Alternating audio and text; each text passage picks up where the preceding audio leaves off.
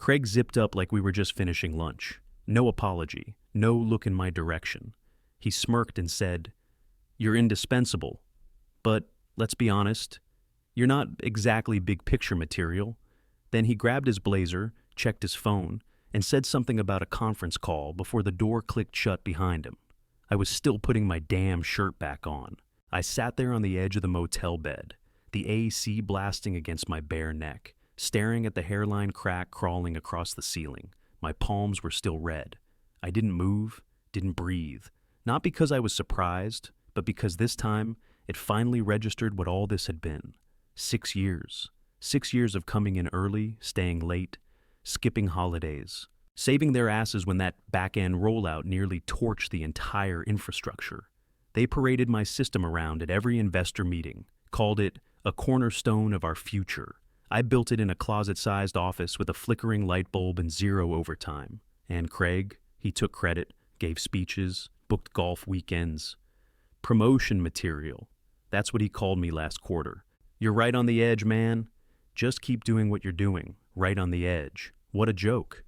Quick note, before listening, share which city or country you're watching from. I remember that bottle, some bottom shelf crap he kept in his car. The nights he felt guilty, he'd pour 2 shots and start babbling about my bright future. Then it was back to Monday morning and pretending I didn't exist. This whole motel thing, that wasn't new either, just dirtier this time, colder. I leaned forward, elbows on knees, fingers locked. My skin itched like I'd rolled in fiberglass. I told myself I wouldn't drink. Not tonight, not again. I'd quit, remember? I'd changed. But I cracked open the minibar anyway. Little plastic bottle of whiskey, burned like hell going down. That's when it hit me. The patent. Not theirs, not the company's. Mine. U.S. patent. Real. Filed. Years ago. They never submitted it. I did. All those nights they were drunk or distracted or chasing fake KPIs. I was the one who filed the damn thing after that 2018 summit in Denver. I still remembered Craig passed out on the pull-out couch, tie still on, drooling onto his badge lanyard. The CTO was bragging that legal's a morgue until Q3, so I did it myself, under my name. I stood up so fast the bottle rolled off the bed and hit the carpet with a thud. I didn't even flinch. They thought they used me, played me. But they forgot one thing. I built the system, and I still had the keys. I didn't even bother changing out of my shirt from the motel. Just drove straight home, threw my keys on the counter, and went digging through the closet for my old tech crate. Busted laptop, fried USBs, stacks of printouts I never sorted. At the bottom, under a broken keyboard and a pack of gum dated 2019, I found it. A fat old hard drive, black tape on the side, Sharpie scribbled across it, archive_junk. I hooked it up to my workbench PC and held my breath as the drive booted with that slow, dying whir. Took forever, but I found it. U.S. Patent number 10-81493, filed February 19th, 2018. Name on the paperwork, mine. The memory came rushing back like a sucker punch. That back-end summit in Denver. We'd pulled an all-nighter after a demo crash, and I stayed behind to rebuild the core routing logic from scratch. Meanwhile, the CTO was blacked out on a beanbag in the hotel's shared workspace, still wearing his conference badge and bragging that legal's a morgue until Q3. That line stuck with me. Legal's asleep, fine. I'll work while they snore. I opened the folder marked PATDLMCORE. Inside, original Git commits, all under my personal handle. Flowcharts with my initials in the footer. Load simulation logs stamped from my home, IP. Even a Word doc with a draft filing note I never shared. Nobody noticed because nobody cared. They were too busy arguing over Jira boards and pretending they were the ones holding up the sky. The tech itself? A dynamic load manager, smarter and faster than anything they've shipped since. It could split back-end traffic in real time, based on predictive demand, learned as it ran, self-optimized, clean code, not a single dependency I didn't write myself. They used a bastardized version in production, stripped out half the logic, slapped Craig's name on the architecture doc, and sold it to investors as the future of scaling. And all this time, The real engine was sitting on a drive marked junk. I leaned back, let out this sharp laugh that didn't feel like mine. They'd paraded my system in their earnings calls, built demos for Fortune hundreds, bragged on podcasts, used my diagrams in tech talks. One of them even copied a comment from my commit log verbatim into their white paper.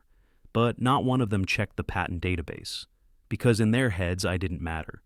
Just some code monkey with good instincts and a quiet mouth. Too quiet, apparently. I pulled up the active registry and checked the record again. Still live, still mine. Filed 2 months before my official promotions track even started. Way before Craig started dangling the director carrot like a damn prize for loyalty. I wasn't stealing anything. I wasn't hacking their system. Hell, I didn't even need to touch their repo. Because this wasn't their IP. It never was. I copied everything. Logs, diagrams, timestamps, onto a fresh USB. Labeled it FUSE01. I didn't need to burn the place down. All I had to do was light the match. I didn't sleep that first night. Didn't need to. I spun up a bare-bones AWS instance under a throwaway email, named it printer_420, just to make myself laugh, and got to work. Pulled the old code from the backup, stripped it down to the bones, then started rebuilding. No fat, no legacy trash. Just raw function. By sunrise, the load manager was already simulating traffic across 6 dummy endpoints. Smooth, stable. Even faster than I remembered. And every time I felt tired, I'd scroll through my old Slack threads. Craig's fake thumbs ups. Appreciate you, man. Need you in this next sprint? Couldn't do this without your magic. Magic. Like my brain was some kind of party trick. By night 2, I doubled throughput and dropped latency by a full 20%. I ditched the old database handlers, wrote a custom queuing system, and watched the logs run clean with 0 errors. This wasn't nostalgia, it was war prep. By night 4, the new engine was humming.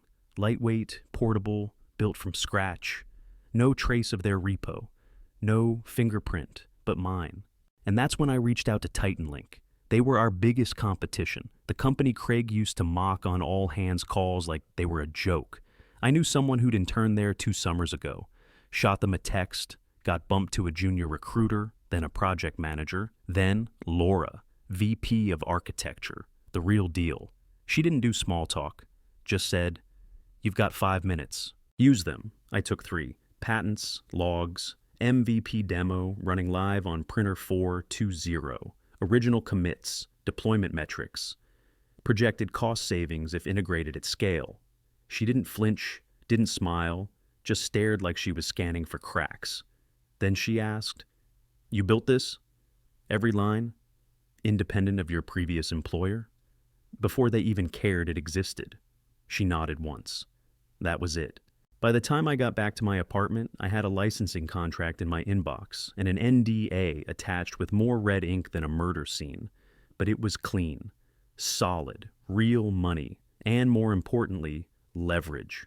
I stayed up that night pushing the latest engine build into TitanLink's dev pipeline. New name, fresh container, encrypted from top to bottom. No traces, no ties, no old repo crumbs.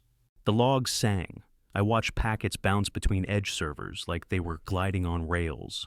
Real-time dynamic traffic allocation with sub-second failover. I sipped coffee while their test environment hit 98% throughput efficiency. By the next morning, we were locked in for production rollout. It wasn't revenge, it was replacement. And I was just getting started. Monday morning, 8:01 a.m. Sharp, I hit send. Subject line, urgent, IP infringement notice, patent holder. Action required, sender, me. C, TitanLink legal. B, C, my personal attorney, who doesn't come cheap. I pictured Craig in the office kitchen, half listening to some junior dev pitch slide templates while he stirred oat milk into a cappuccino he didn't even make himself. Probably cracked a joke about synergy while his phone buzzed. Probably opened the email just before his weekly "We're a family here" town hall speech. I hope it ruined his morning. Within an hour, the response came fast and sloppy. First, my work email stopped syncing. Then Slack kicked me off mid-scroll. I refreshed twice. Locked out. 10 minutes later, my phone lit up like a slot machine. Tobias, Hey man, something's weird. Did you quit? Elise. Your Slack's gone. What's happening? No. Caller ID. Voicemail. 30 seconds of silence, then a sharp exhale before the hang-up. Then Craig finally texted. One line.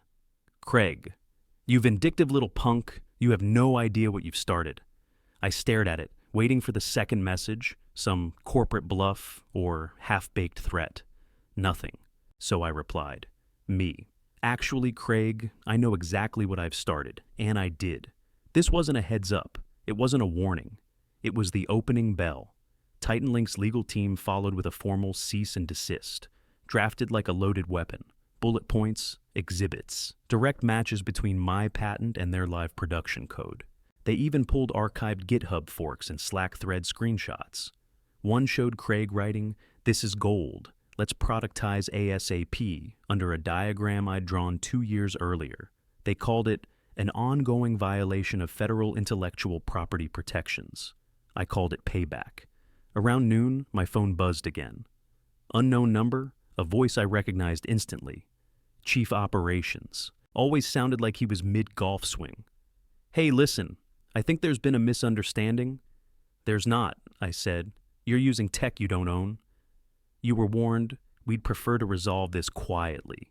You should have thought of that before you built your empire on my work." He paused. Then, "What do you want?" I hung up. Because that was the whole point. I wasn't asking anymore. I was taking. Craig built a career off my back. Nights, weekends, code written in airports and bathrooms and parking lots. And when I asked for a seat at the table, he laughed. Now he could eat alone. They still didn't get it. This wasn't about money, not really. It was about power, about control, about finally making them feel the pressure they'd spent years dumping on everyone else. By sundown, my LinkedIn blew up with recruiters. 2 blog posts already mentioned the IP dispute. Someone leaked the cease and desist header. But I wasn't watching. I was deploying version 2.1 to Titan Link's QA servers. No bugs, no skips, no crash logs, just clean, optimized justice. Titan Link flipped the switch at 9 a.m. on the dot. No press release, no countdown, just quiet execution. My version, clean, rewritten, bulletproof, slid into full production without a hiccup. The second it went live, I watched their dashboard metrics spike like a heart rate on caffeine. Response times dropped. Uptime hit a ridiculous 4 nines. Error rates flatlined. Meanwhile, back at my old company, things got ugly. Fast. By noon, their backend looked like it was trying to breathe through a straw. CPU saturation, cascading timeouts, unresponsive APIs. All the legacy patches I used to slap together with duct tape and code magic, failing one by one.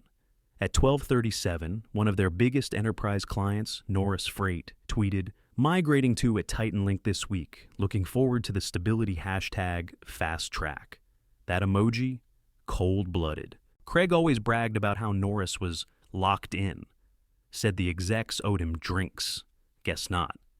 15 minutes later, a tech blog posted a side-by-side comparison that made me choke on my coffee. On the left, a photo of my old whiteboard diagram from 2019. You could even see my hoodie sleeve in the corner. On the right, Craig's 2022 keynote slide from the Vegas conference. Same structure, same formatting, same typo, allocator instead of allocator. The caption read, "Coincidence or copy-paste?"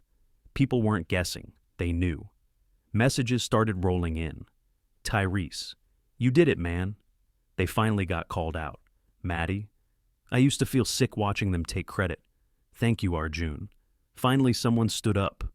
I hadn't even realized how many people were watching or waiting. Then came the leak. Someone forwarded me a screenshot of an internal memo titled Desai Fallout Protocol, Internal Use Only. Subject, damage control. They were scrubbing systems, pulling speaking gigs, freezing social posts. Yet full-blown panic mode. One line jumped out, "He has receipts. Assume litigation risk across all public documentation, post-2019. The next day, I saw someone from marketing tweet and delete a line about ongoing innovation despite challenges. The replies shredded them. You mean after stealing the tech? Try giving credit next time. This, y'all, linked the diagrams side by side again. They couldn't put out the fire. Every time they tried, it just spread. I got a Venmo request from an ex-coworker with the note, "Buy yourself a bottle." You earned it, I did. And then I got back to work. Because the collapse wasn't just about code, it was about reputation. And theirs was bleeding out fast. The email landed in my inbox like a damn gift, forwarded from a burner account, no body text. Just a subject line and a PDF attached. Subject, immediate termination, Craig Wilkes. Thread, HR, legal, board chair, security. I opened it, skimmed the first few lines, and leaned back in my chair. There it was in black and white. Termination effective immediately due to breach of conduct and failure to disclose IP exposure risk. No farewell lunch. No golden parachute. Just the bottom dropping out from under him. I printed the email. Then I went digging through my save files and found a copy of Craig's famous Slack post, the one he pinned during lockdown. Bold font, header emoji, and all. "We're a family here." Underneath it, a paragraph of absolute nonsense about loyalty, transparency, and holding each other up. I printed that too. Next, I grabbed one of my spare USB drives and wrote one word on it in Sharpie. Remember. I loaded it with just 3 files. The original patent filing, a demo clip of the engine running at TitanLink, a screenshot of the Norris Freight tweet. No edits. No message. Just facts. Then I called a courier. I paid extra for same-day delivery. Told the guy, "You hand it directly to the front desk. Don't leave it. Don't sign anything." I showed up 30 minutes after it was marked delivered. Craig's nameplate was still on the glass wall outside his old office. The lights were on inside, but the furniture looked rearranged, half-packed, like someone tried to make it look temporary. I waited at the end of the hallway, hands in my pockets, hood up. Nobody stopped me. Through the glass, I watched him walk in, set his coffee down, and spot the folder on his chair. He opened it slowly, read the email first. I saw his shoulders tighten. Then he pulled out the Slack post. I could see him freeze, his mouth set, jaw clenched. Last, the USB. He stared at it for a long second, then plugged it into the side of his laptop. I watched the screen flash white, then green. And that's when he looked up, right at me. He mouthed something. I don't know what. Maybe why. Maybe please. Doesn't matter. I just stared back. Then I nodded once, turned around, and walked out. No words, no gloating, no last punchline. 3 days after I dropped the folder on Craig's chair, a manila envelope showed up at my apartment. No knock, no doorbell. Just slid under the door like a bad joke. Inside, lawsuit notice. They were accusing me of sabotaging internal systems and coercing junior developers into surrendering proprietary information. Coercing. That was rich. I didn't even flinch. I sent it straight to Artemis's legal team. 2 hours later, I got a call from Sarah, our head of litigation. Calm voice, Midwest accent, used to chewing through billion-dollar contracts before lunch. Her exact words, "They have no case. This'll be fun." In 4 days, they tore the filing apart. We hit them with hard timestamps. Patent, filed before I was ever on payroll. Commits, dated, logged, signed. Flowcharts, authored before the company even had a legal department. And the cherry on top, discovery. Sarah made it real clear. If they wanted to push this, we'd be pulling everything. Slack threads, code review logs, dev meeting recordings. The email where Craig wrote, "Let's keep this in-house for now. IP gets messy." We filed our response on a Thursday. By Friday afternoon, they folded. No press release, no court date, just silence. They dropped the suit, erased the blog post, bragging about proprietary architecture, pulled down that podcast where Craig called me a technical assistant, and quietly updated their website to remove any mention of the original load manager. Too late. Damage was already done. That weekend, an engineer from their infrastructure team posted a thread titled, "Let's Be Real." I carried that system for years and got nothing but gaslighted. Everything good we shipped came from him. He tagged me. It went viral. Fast. I didn't even retweet it. Didn't have to. People were hungry for it. 4 more devs resigned by Monday. Some dropped screenshots. Some just said, I'm done pretending. Then the investors started circling. One firm publicly backed out of their Series D extension. Another filed for an emergency board meeting. They started bleeding headcount, clients, credibility, and they had nobody left to blame. Not Craig, not legal, not me. Their house wasn't collapsing because I knocked it down. It collapsed because they built it on someone else's foundation, and I finally pulled the blueprints. Artemis gave me something I hadn't felt in years: control. No half-baked credit. No handshakes behind closed doors. No Craig breathing down my neck, waiting to steal the next idea. Just a team, a mission, and a blank slate. The launch hit like a rocket. EdgeRay fully deployed. My name on the homepage. My name in the docs. My name on every damn commit that mattered. Even the About Us page had it right. Lead engineer, Rishi Desai. I didn't bury it, I owned it. The interns noticed. One came up to me during onboarding, said, "Hey, I applied because of your story. You're like, proof it's possible." They didn't say inspiring. They didn't need to. They saw the receipts. I wasn't just building code anymore. I was building culture, one where junior devs didn't have to whisper ideas or wonder if they'd get steamrolled in the next demo. We had stand-ups where people spoke like they mattered, roadmaps where the best ideas actually made it through. And just when I thought Craig was finally out of the picture, he reappeared, or tried to. He backed some recycled startup called Core Blade. Whole pitch sounded like it was built by ChatGPT and corporate buzzwords. Next-gen architecture for resilient edge computing. Fancy words, no soul. But I knew what he was doing. He stole just enough of my old design to make it look familiar, hoping no one would notice. We noticed, so I built EdgeRay version 3.0. No mercy, no fluff. Just stripped-down speed with patent-locked components he couldn't legally touch. We released it in beta under a quiet rollout.